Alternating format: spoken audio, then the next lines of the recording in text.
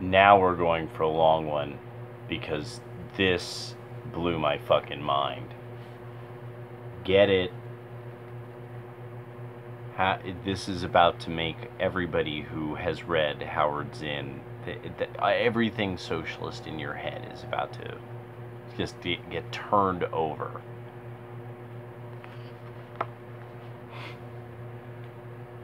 Shopping. The real American Revolution. And one of the reasons why I love this so much is because Maxine, Grandma, had this one drawer. They would have all these odd items they had bought. Drawers full of just odd, weird stuff. They bought from catalogs. My dad's like, oh, they buy it from catalogs. One day, I'm like looking through all the drawers, and there's catalogs, but not just any catalogs.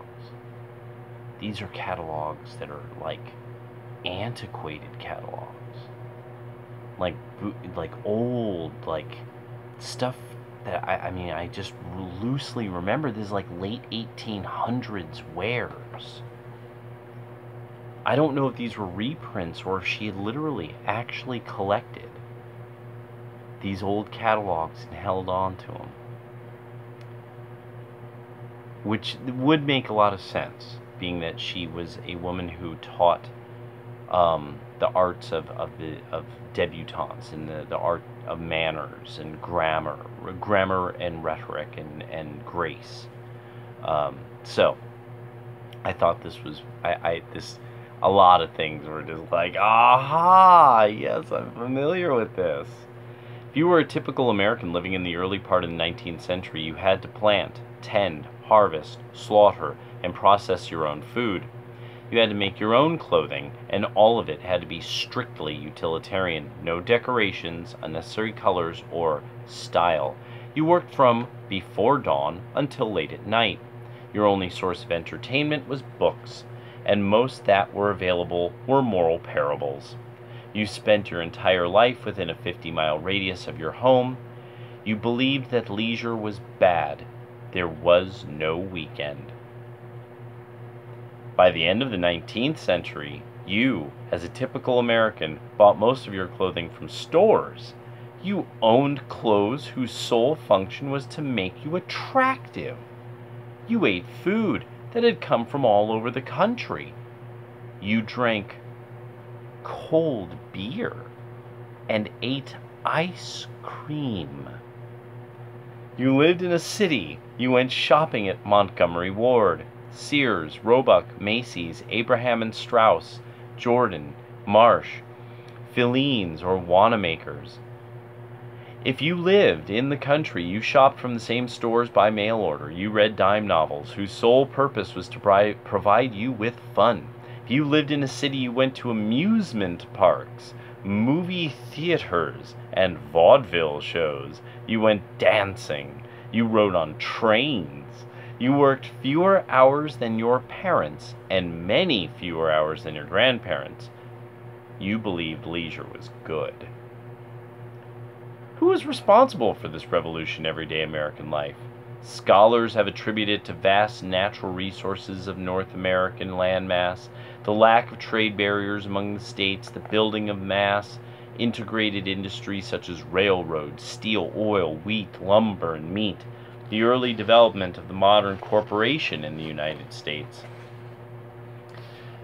technological advances in production such as rubber vulcanization and the sewing machine, refrigeration, the Bessemer and open hearth steel processes, the assembly line in electric, light, and power, as well as the assistance of the federal government to economic development in the form of protective incorporation laws, land grants, the authorization of stocks, and backing of bonds, protective tariffs to shield American companies from foreign competition, and armed intervention against labor strikes, and yet not a single consumer good would have been produced if people did not want them or did not allow themselves to seek them. Without desire, there would have been no demand.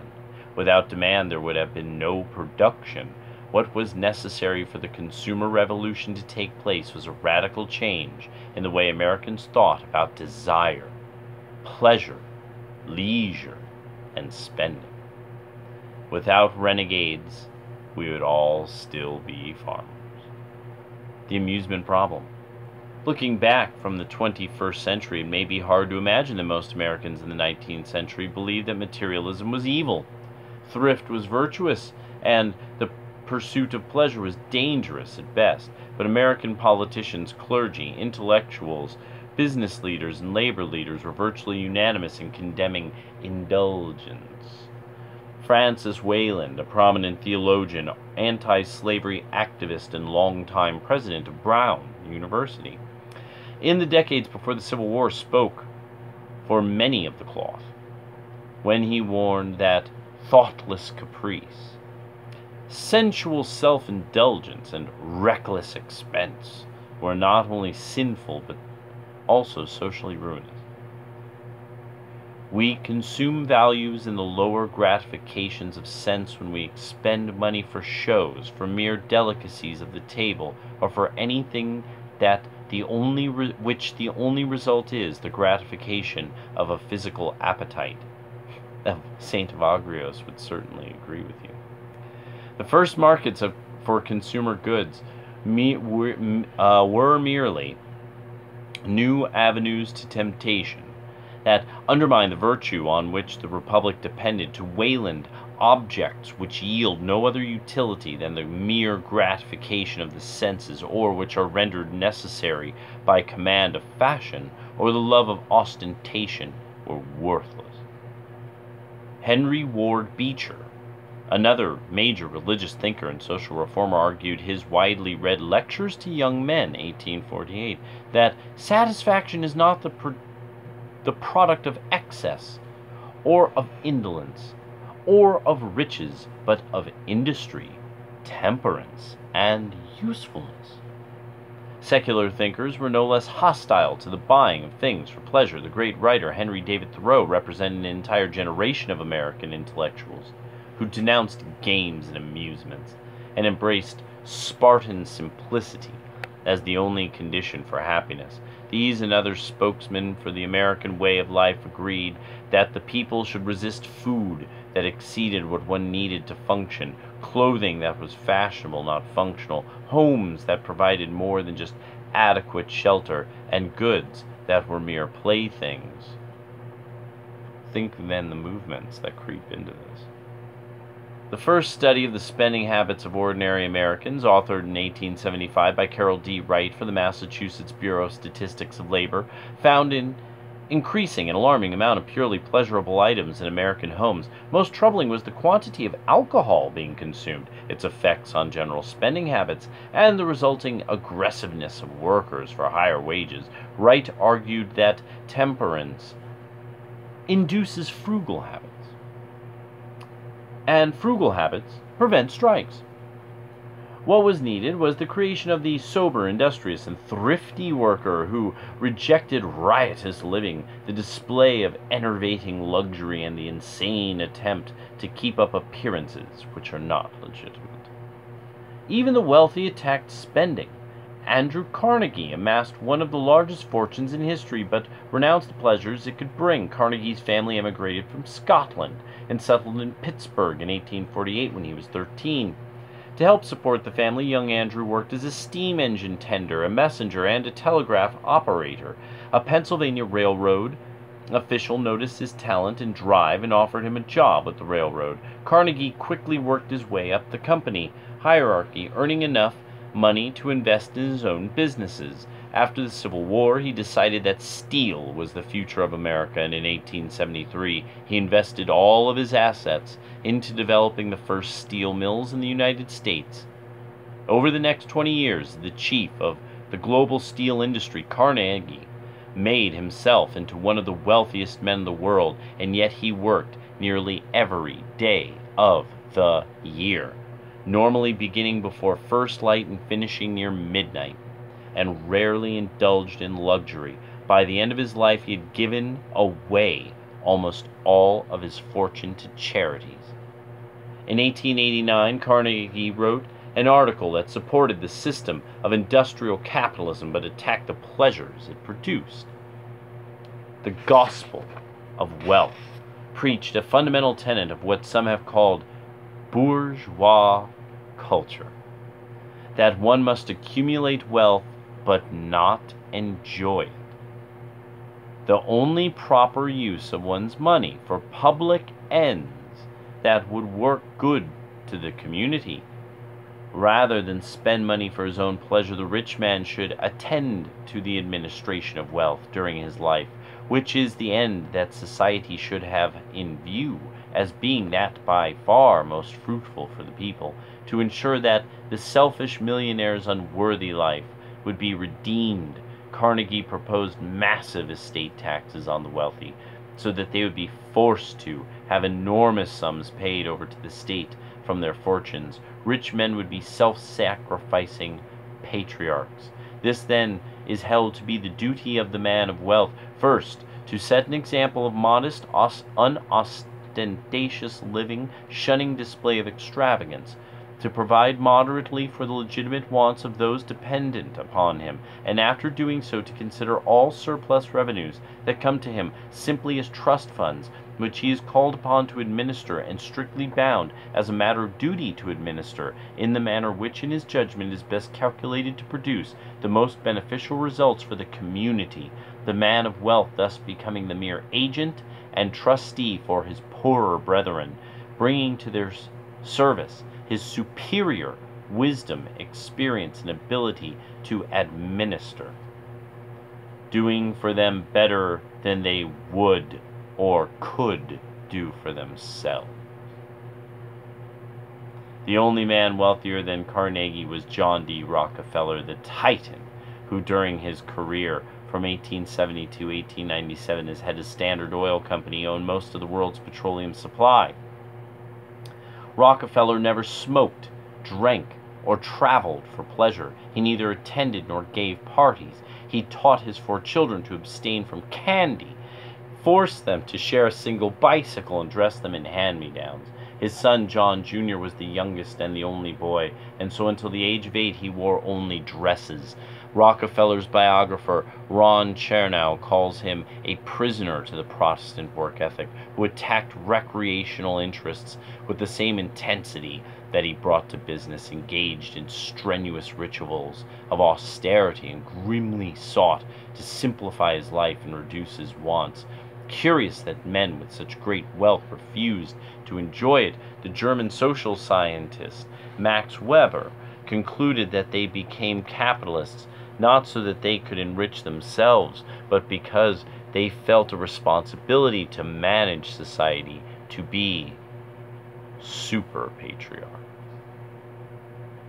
To them, this was a religious calling that, if fulfilled, would grant them redemption and grace.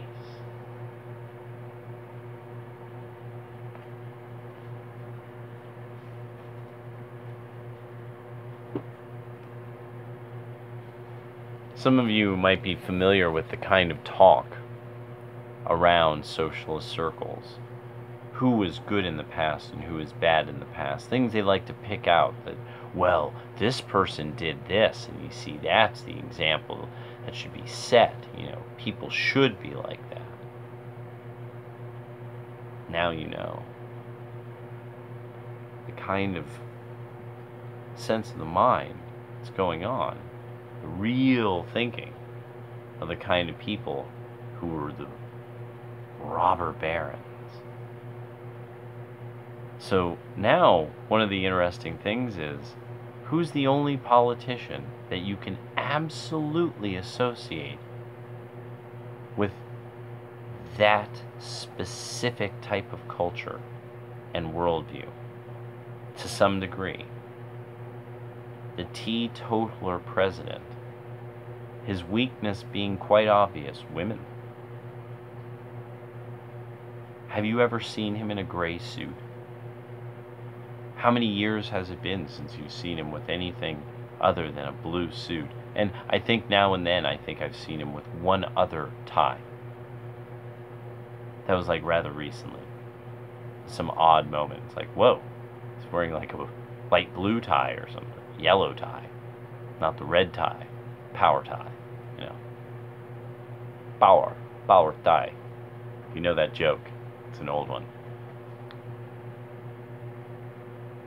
Yeah, that's the kind of person who's in office right now. Except he has a total, he knows. He knows what got changed by the Roosevelts. He's of that class that their memory is the memory of the powerful, the industrious. So their memory was, I remember when there wasn't taxation like this. And they can think back to those days. They can talk about it, because to people like them who have double-digit flows of money coming in. Trump has double-digit flows of money going into whatever his legal entity is now. The Trump firm or whatever. The Greater Trump Incorporated and Unlimited. Income. Yeah. Earnings and income. You know, multiple flows of income. Most people will have two. And I mean, you can count it, you know, it'll be like what they're making from investment and then what they make at work. Some people have three. They have their own business, they are employed, they have investments. Once you start getting into double digits, that's something else. That's a different, I mean, that's a totally different state of mind going on. And especially that some of these are international firms. That's what we're seeing. And I thought people should kind of get an idea of like, oh shit. So one, that's what we are. We consume because, motherfucker, don't you look good in that? Why do I have gymnast rings? That's why I got gymnast rings. I had to buy gymnast rings. I couldn't make those motherfuckers myself. You know, and it's just, and that's the way life is. You know, people go, oh, but you could have done yoga. Where would I have learned it? Who would have taught it? Where would they have learned it? And then, when would I have gotten the leisure time to learn the yoga? That's another thing people don't get necessarily about the world of secrets passed on from master to students is, well, when did they get the time to do this? And then who did all of this? Where did they get all this knowledge from? Being that most humans, even, I mean, in America, most humans didn't go beyond 50 miles. And that's true of almost all humans across the world until you have lights at nighttime. We are mortal. There is Pareto's distribution. Only 20% of people in any group are where almost 80% of all of the production is happening. There's those people who they just stay busy. They get weird if they're slowed down. And it's just there. And some of you, that's your experience with life. You're like, I want to be friends with people. I want to be normal, but normal people don't think very quickly. They don't see all these things that are happening. There's something different about why everybody keeps talking about television shows that about stories that didn't happen, and some of these shows are terrible. I don't understand what is wrong with me. No, you've been mistaught history. You have no framework in your culture to apply. Like, this is the kind of people who existed in the past and did various things. That's why some people remembered the history of their people, and they literally are like, no, you can't change a word. No, doesn't matter. Doesn't matter if you want to tell the story a little differently.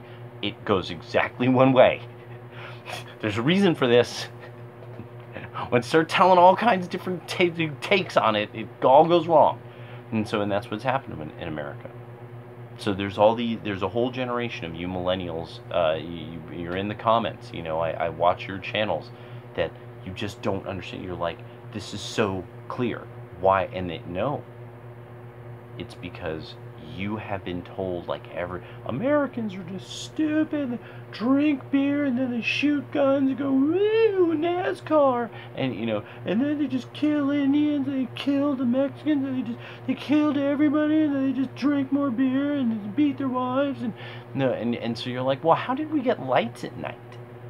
Like, why don't people do that now, all the time, everywhere? Like, how is it why, have you ever seen, some of you probably live in states that if it's not exactly clear who has the right of way, that this is just a disaster, that everybody's flagging each other. No, you first. No, you. No, really. And so Americans are really like that. Other people come from other parts of the world and go, why are you all smiling all the time? You guys smile all the time. Like, it's really weird. People are fucking strange. What the fuck's wrong with you? Why are you so peppy and sunny? And so if we have forgotten all that Hopalong Cassidy shit, that's who people who liked Hopalong Cassidy, they are the people who bought Herbie Hancock's first albums. These are the kind of people who kept buying the albums of like artists who went from R&B and rock into like jazz. Like, these are people who, like, it's just that at a certain point, it's just you take Americana and you go to a sublimated level, beautiful, high-level Americana. And you have that capacity as a normal person. It's very important that, like, this thing on the left, and these people want to control art, especially want to control art. They want to tell you that there's all these groups that are really good when they lack certain fundamentals. Yet then there will be people who no one can help but put their music on their show on NPR. No one can beat Daptone. No one's beaten Daptone. Daptone the people hear it and they're like, we got to put that as our bumper. That no, who is this? Sharon Jones now is immortal because she was just fundamentally good. And it's also that she had the wisdom of a past era that she could draw on, and skill that came from real culture, and translated then into opus after opus after opus after opus that for years, for over a decade. There's just it's just going to be like that. There's all sorts of people who do these kind of last of the red hot country and bluegrass people, that some of the stuff that I've heard on guitar and banjo and stuff, they have their students and they have their proteges, and these are just guys who do their thing, and nobody even knows that culture exists unless they're a part of it. And that's special, and you can do that because you can purchase it. It can't be created in a phalanstery. It can't be created in Soviet-style housing. It can't be just created. And that the left really wants to control what is bluegrass, what is rock and roll, especially they want to control what is black music. Oh, you have to like Kendrick, whatever, Drake, with all these nut jobs, dreadlocks and grills and stuff. You have to, because that's real art. Leon Bridges, oh, no, he's cool, but, I mean, come on, Kendrick Lamar won the Pulitzer. It's like, oh my god, what are they handing Pulitzers out with EBT cards now? You could buy it. And I'm so glad the right wing votes with their wallet. That's why the left hates capitalism.